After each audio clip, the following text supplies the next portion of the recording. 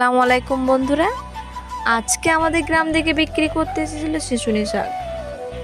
তাই দেরি না করে ঝটপট কিনে নিয়ে চলে এলাম শিশুনি শাক। শিশুনি শাক খেতে খুব ভালো লাগে, কিন্তু এই শিশুনি শাক বাছাটা খুব মুশকিল। একমাত্র যারা ধৈর্যশীল মানুষ তারাই পারবে এই শিশুনি শাক বাছতে। আমি তো অধৈর্য হয়ে গিয়েছিলাম এটা বাছতে বাছতে, কিন্তু খেতেও ভালো লাগে এই জিনিসটা। আমি একটা করে শিশুনি শাক নিচ্ছিলাম, আর শিশুনি শাকের যে ডাঁটটা থাকে ওটা খেতে ভালো লাগে না, ওটাকে আমি হাত দিয়ে কেটে নিয়ে ফেলে দিচ্ছিলাম। এরম করে আমি প্রায় অনেকগুলো শাক বেছে নিয়েছিলাম। এরপর আমি ভাবলাম এত বিরক্ত লাগছে, অন্য কিছুভাবে ট্রাই করি যাতে তাড়াতাড়ি কাজটা হয়।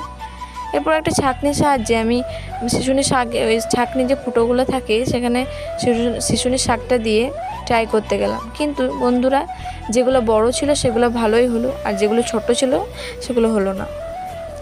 এরপর একটা পাত্রে জল দিয়ে শিশুনি শাকগুলো দিয়ে ভালোভাবে ধুয়ে নিলাম। ভালোভাবে ধুতে হবে বন্ধুরা, কারণ এখানে অনেক রকম বালি কাদা থাকে, সেগুলো যেন না থাকে, তাই ভালোভাবে ধুয়ে নিতে হবে।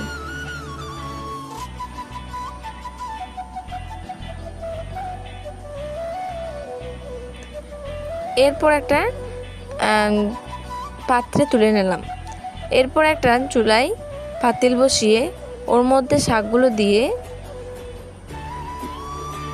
দিয়েছিলাম সামান্য লবণ। সামান্য লবণ দেওয়া হয়ে গেলে 2-3 মিনিট মতন আমি এরকমভাবে সেদ্ধ করে নিয়েছিলাম। সেদ্ধ হয়ে গেলে একটা পাত্রে ঢেলে নিয়েছিলাম।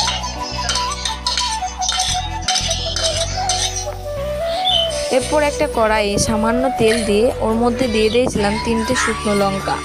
শুকনো লঙ্কাটা বেশ লাল লাল করে ভেজে নিতে হবে। এদিকে আমি একটা পেঁয়াজকে ভালোভাবে কুচি কুচি করে কেটে নিয়েছিলাম। এরপর কড়াই থেকে লাল লাল করে শুকনো লঙ্কাটা ভাজা হয়ে গেলে আমি একটা থালায় তুলে নিলাম। এরপর ওর মধ্যে নুন দিয়ে ভালোভাবে হাত দিয়ে লঙ্কাটা আর পেঁয়াজটা ভালোভাবে মাখিয়ে নিলাম।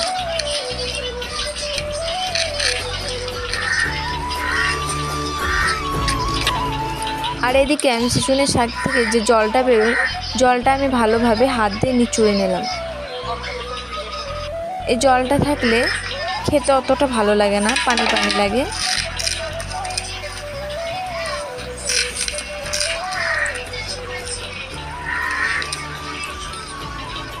শাকটা দিয়ে আমি ভালোভাবে হাত দিয়ে মাখিয়ে নিলাম।